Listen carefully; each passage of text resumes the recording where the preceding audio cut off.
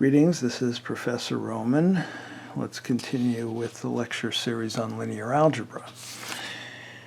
In this lecture, I'm going to complete Chapter 6 of the book, which finishes the material on inner product spaces. That isn't to say we won't be using inner product spaces quite heavily later on. We're going to cover two topics, isometries and the Qr Factorization. This definition is partially a repeat of an earlier definition.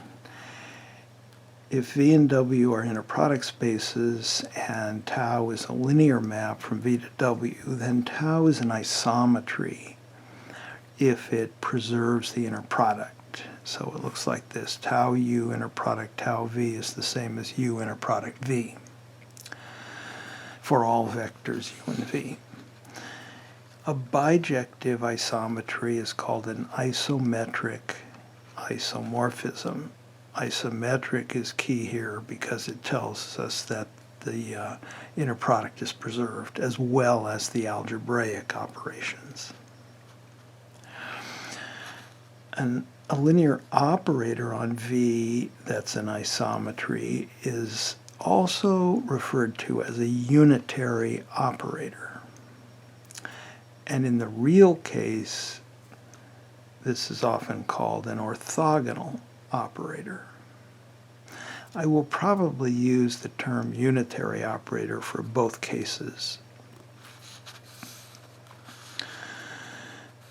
Actually, the term isometry, which means same distance, applies to any map rho between metric spaces. There doesn't need to be any algebraic structure, just the distance structure.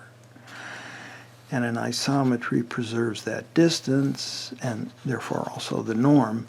So the distance between two elements x and y is the same as the distance between rho x and rho y for all x and y in the metric space. Isometries are always injective. They're linear, so we just have to check the kernel. If tau is an isometry and tau u equals 0, that holds if and only if the inner product of tau u with itself is 0. And because tau is an isometry, that's equivalent to u equals 0, which is equivalent to u equals 0. So the kernel is trivial. This means that all unitary operators on a finite dimensional inner product space are automatically surjective because they're injective, and the dimension of the domain and codomain is the same. It's the same inner product space, and so they are isometric isomorphisms. So, in summary, every isometry is injective. All unitary linear operators on a finite dimensional inner product space are isometric isomorphisms.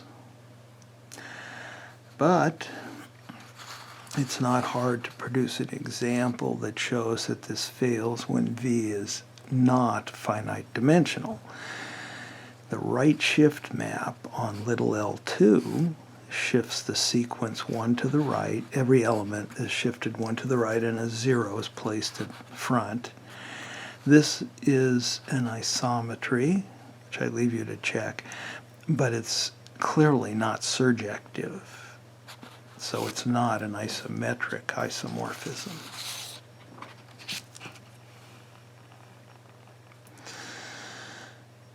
Polarization identities imply that a linear map is an isometry if and only if it preserves the norm. And proof of that is left as an exercise. This is an important and somewhat surprising, well, the polarization identities, I guess, are somewhat surprising because they tell us that the norm uniquely determines the inner product. The norm is, in a sense, would seem to be a weaker concept than the inner product, but it's not, in fact. There are several important characterizations of isometries. Let V be a finite dimensional inner product space, and let tau be a linear map on V, linear operator. The following are equivalent. Tau is an isometry. Tau preserves the norm.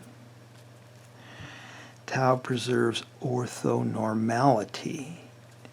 That is to say that tau maps every orthonormal set to an orthonormal set. Tau maps every orthonormal basis to an orthonormal basis. Tau maps some orthonormal basis to an orthonormal basis. Tau is invertible, and tau inverse equals tau star, the adjoint of tau. And finally, tau star is an isometry.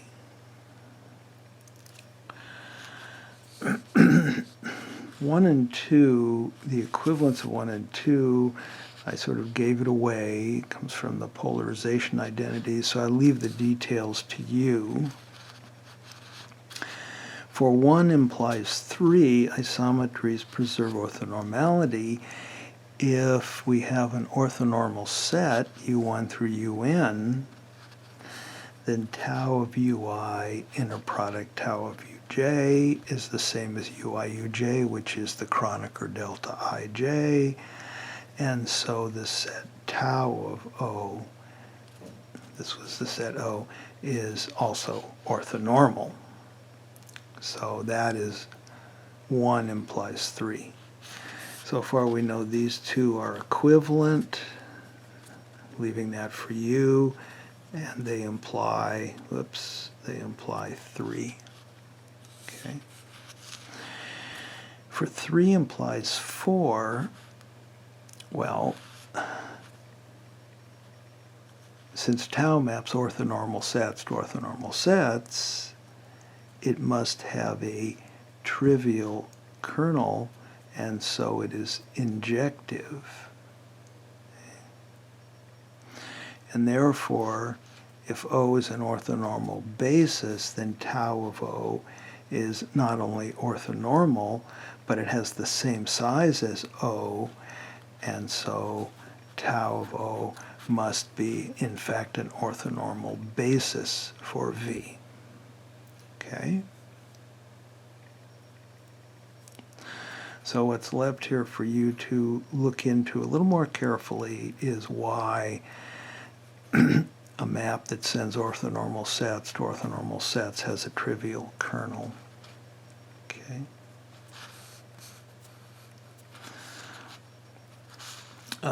And of course 4, so 3 implies 4, of course 4 implies 5, because 5 is a special case of 4. And 5, we can show implies 1. So that will tie 1 through 5 together.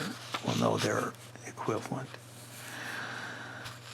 So tau maps an orthonormal basis to another orthonormal basis, tau of O.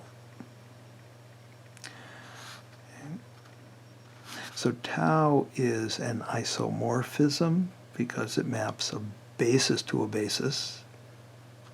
Doesn't matter whether it's orthonormal or not. And tau UI, tau UJ is Kronecker delta IJ, which is the same as UI UJ. Now, we can use the linearity in the first coordinate to upgrade this to tau of any vector. Inner product tau of uj is equal to that vector, inner product uj, then use conjugate linearity to upgrade the second coordinate. But here's a little bit nicer way to say that.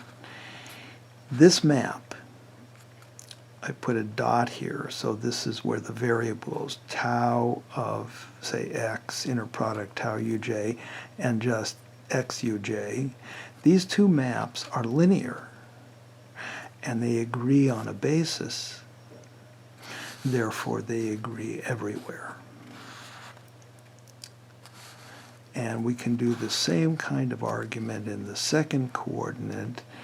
We have conjugate linearity, also agree on a basis, and so they agree everywhere. That's something I never proved officially. I think I left that for you, but I will leave it now for you anyway. So 1 through 5 are equivalent. Now 1, isometry, and 6, invertible and tau inverse equals tau star. If tau is an isometry, then U inner product tau star tau V is tau U inner product tau V, which is the same as inner product UV. And so this tells us that we had a theorem earlier that these two operators are the same. This is the identity. Tau star tau is the identity. Okay. And since the operators are invertible, it tells us that tau inverse equals tau star. And that's something you should write out, probably explain in a little more detail. Conversely, if tau star tau equals the identity, then we have this string, which is a permutation of these, which tells us that tau is an isometry.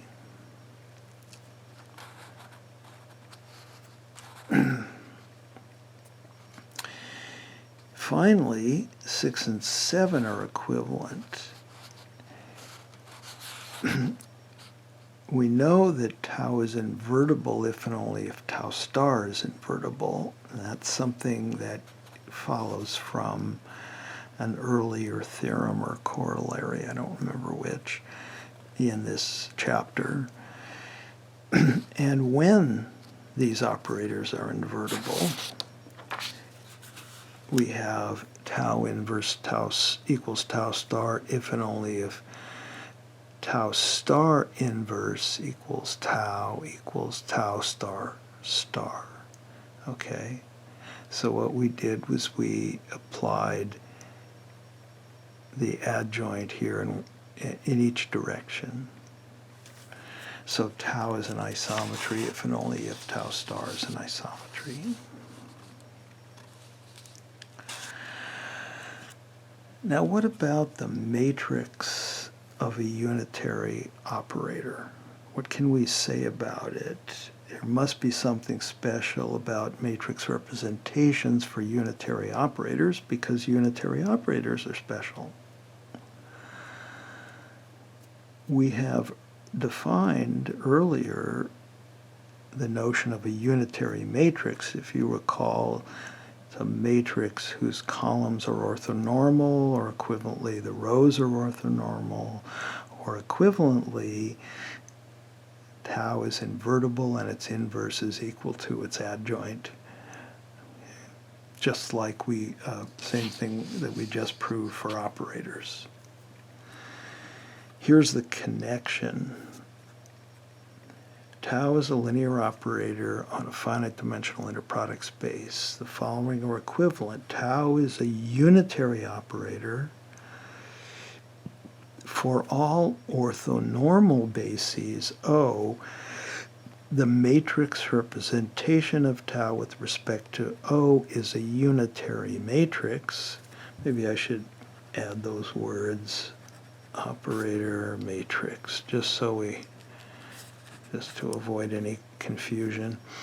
There is an orthonormal basis O under which the matrix representation of tau is a unitary matrix. I'm not going to go through the proof because I'd like you to think about it. It will be good practice, I think. basically follows from the definitions. Now let's talk about the QR factorization of a matrix.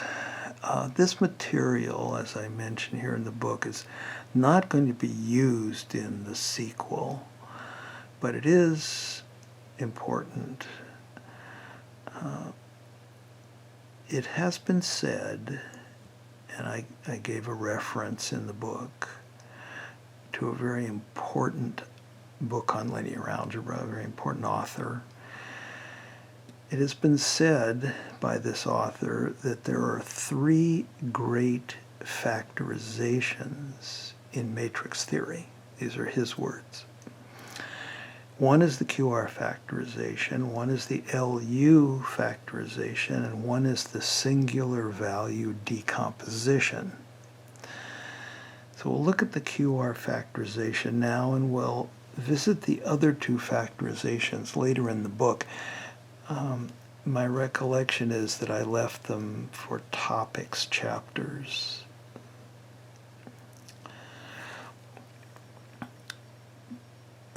To begin with, just a technical detail, these quotients 0 over 0 are going to possibly come up in our computation. So we're going to agree now that this is always equal to 0. It's simpler than having to say if the quotient is 0 over 0, then ignore it. So this is an expedience more than anything else, and it's temporary. I certainly wouldn't claim that everyone thinks 0 over 0 is equal to 0. Most people would simply say it's undefined. Okay, so suppose we have an m by n matrix, and we'll write the columns this way. The Gram-Schmidt process can be used to factor this matrix as long as, and we're going to restrict our attention to n less than or equal to m. So the number of columns is less than or equal to the number of rows.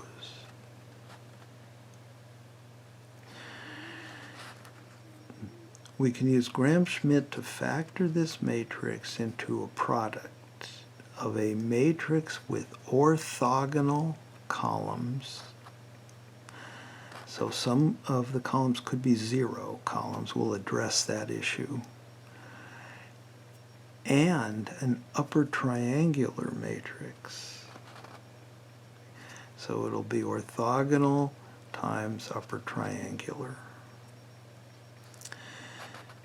The first step in this process is to apply Gram-Schmidt to the columns of A, and that will produce an orthogonal family of the same size.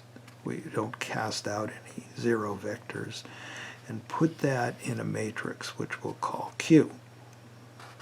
So this has orthogonal columns. That is the left-hand factor in the decomposition. The actual columns here are given by this formula. It's the Gram-Schmidt formula. UK is the residual vector, VK minus the projection of VK onto this subspace that is spanned by V1 through VK minus 1. Or equivalently, U, did I say that right? Spanned by V1 through VK minus 1, or equivalently U1 through UK minus 1.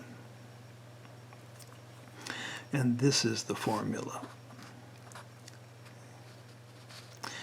If UI is 0, then this term is 0. You'll have a 0 over 0 here, and so we can't get upset about that and say it's undefined. That's why I introduced this little temporary convention. Okay.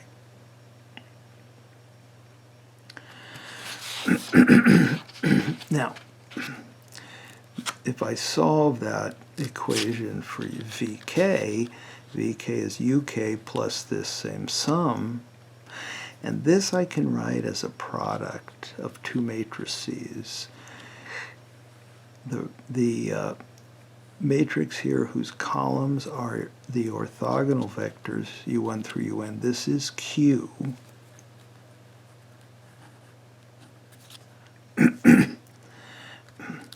Times this matrix. And if you take this product, this is a single column. So to take this product, I mean, there's various ways, but what I would suggest you do when you think about why this is equal to this product is to take this column and rotate it 90 degrees and lay it on top of here and march down the rows of Q. And you will see that this is what you will get, okay, for the kth column. For VK.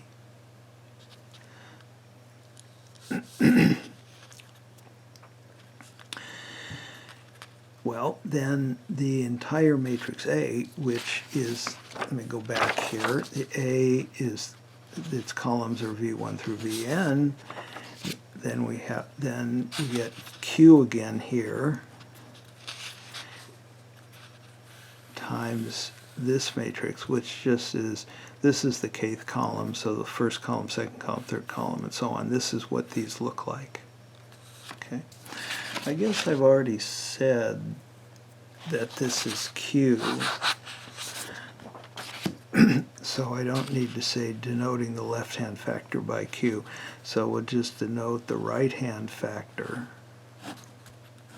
by R. So we're going to call this matrix R. So we have QR, it's the QR factorization. Okay. Q has size m by n, the same as A, and it has orthogonal columns, some of which may be 0. And R is a square matrix, size n by n, and it's clearly upper triangular, with 1s on the main diagonal. So this is one form of the QR factorization.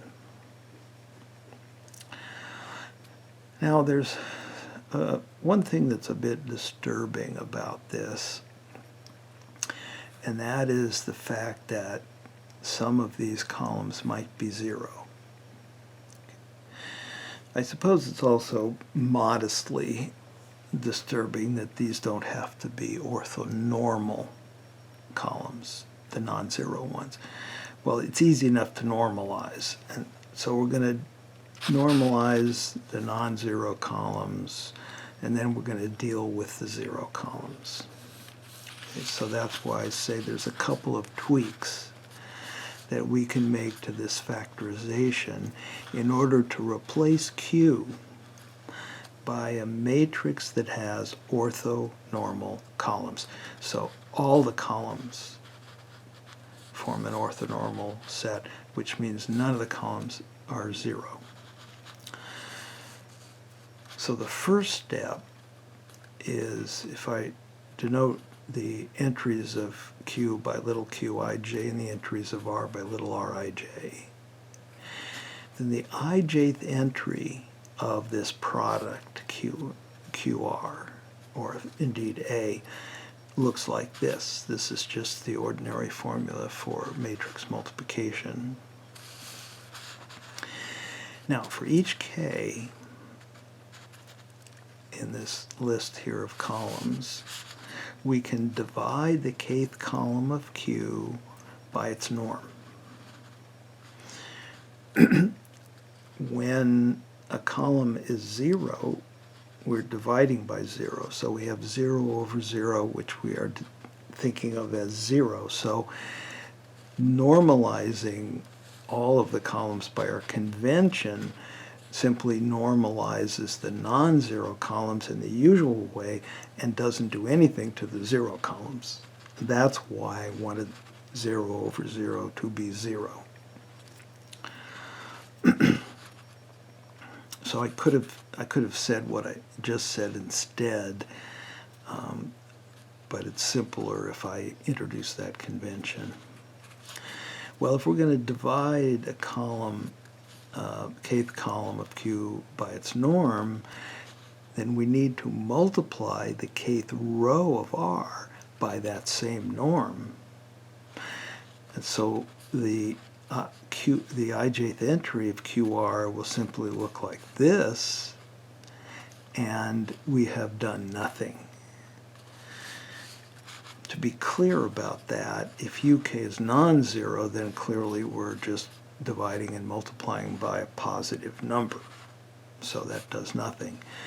But when UK is 0, QIK would be 0 because it's one of the entries in the column UK. So this was 0 anyway, it was 0 up here, and now it's 0 over 0 times 0, so it's still 0. So we haven't changed that either.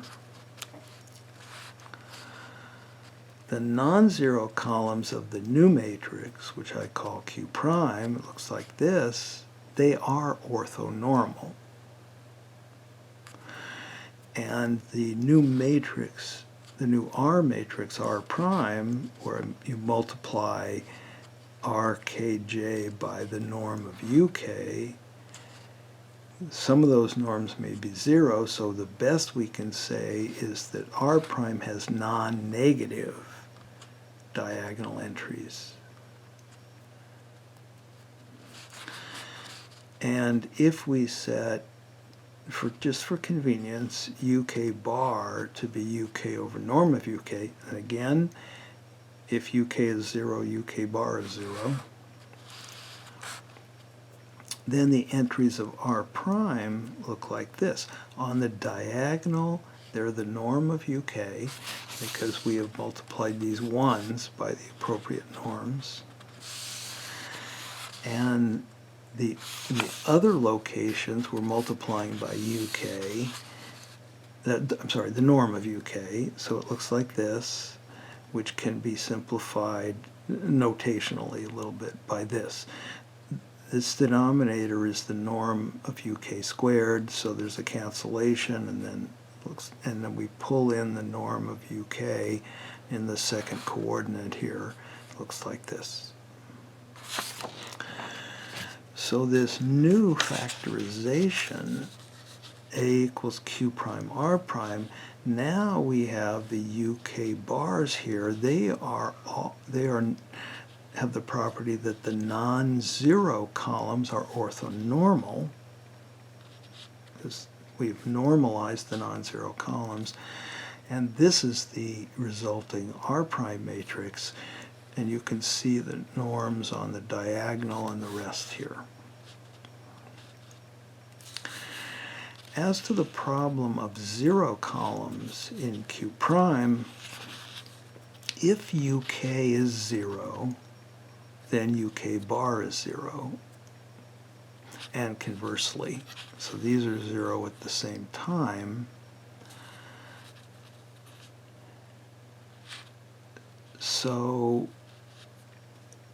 in particular, if UK is 0, UK bar is 0, then we've got those UK bars in the second coordinates here. We've got norm of UK here. The whole row is 0. If the kth column is 0, the kth row is 0. Well then, if you think about how matrix multiplication works, and I'll leave this for you, the interaction of the rows and the columns in the product tells us that we can replace a 0 column by anything we want, as long as that we don't touch the 0 row. The matrix product will be the same. So what we can do is take the non-zero columns, which are orthonormal, and extend those to an orthonormal basis, extend it to an orthonormal set by replacing the zero columns by the appropriate vectors, which we can get from the Gram-Schmidt process, for example. So here is the summary, and this is a little testy. I rewrote this several times to try to make it as clear as I could.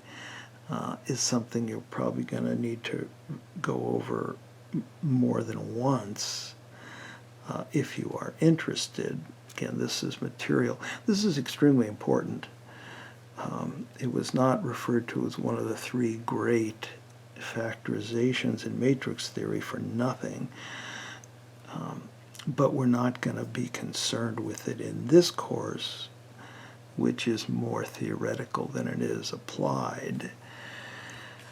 Here's a summary of the QR factorization. We start with a matrix in column form. There are number of columns is less than or equal to the number of rows. We apply the Gram-Schmidt algorithm, producing orthogonal vectors. We place in this matrix Q. Here is R. This is just another way to write the Gram-Schmidt process.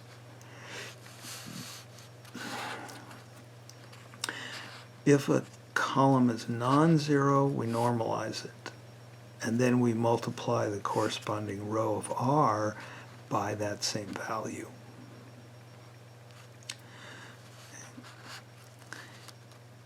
Second, and this is a perfectly good QR factorization, but it's not quite what we want.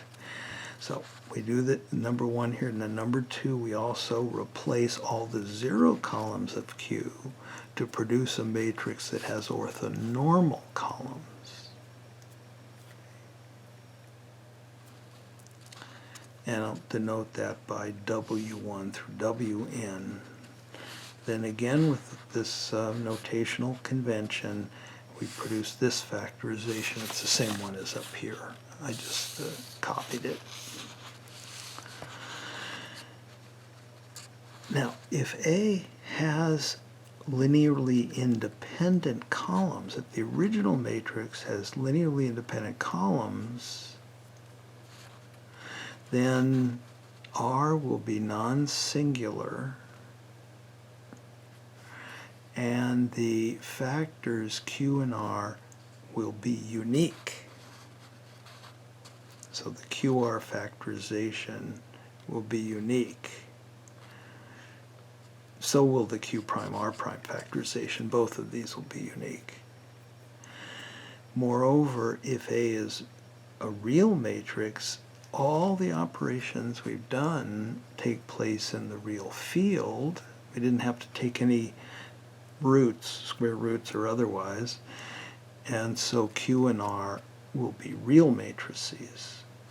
That works for both forms of the QR factorization.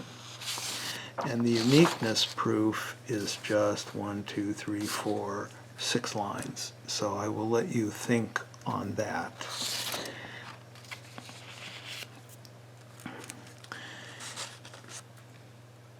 The QR factorization has very important applications. A system of equations, AX equals U, can then be written in this form: QR X equals U. A is factored in the QR factorization.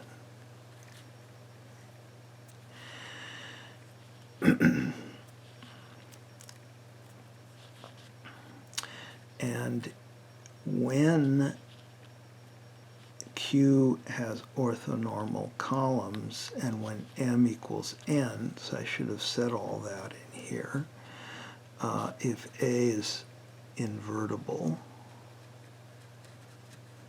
that's a better way to say it, I better add that, then Q is a unitary matrix, So Q inverse is Q star. So we can move Q to the other side, it becomes Q star. Q star is easy to compute from Q. It's the conjugate transpose. So it's much easier to compute than the general inverse of an invertible matrix. And this equation here, R is upper triangular, so this system is easy to solve by what is called back substitution. So we start from the bottom and work up. So when you have this Qr factorization of an invertible matrix, solving systems of equations, this U can be different values, it could change, is quite simple. So, for example, let's say you had a black box that took input and produced output in the form of vectors from Fn, and you knew that the matrix, the black box was a matrix multiplication, it was a linear box, and that it was invertible. You might have 10,000 outputs, and you might want to know what the inputs were for each of those. So it would be possibly the best procedure would possibly be to find the Qr factorization of the matrix A, and then you'd be able to solve these equations very quickly, because Q star wouldn't change, and this is just a upper triangular system.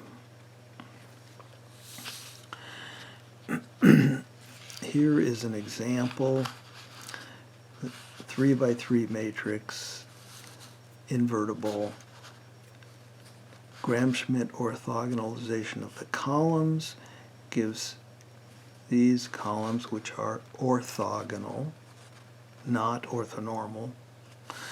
We can normalize them, and the formula for the Qr factorization looks like this, and this is what we get.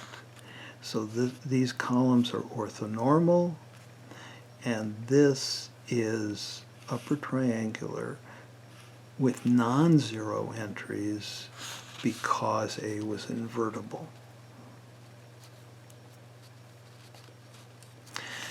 There would be far more to say about the Qr factorization, but that really, I think, is more appropriate for a course in matrix theory, especially applied matrix theory.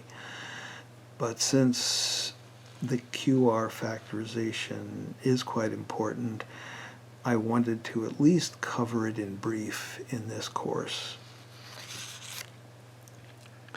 We will now shift gears as we start Chapter 7.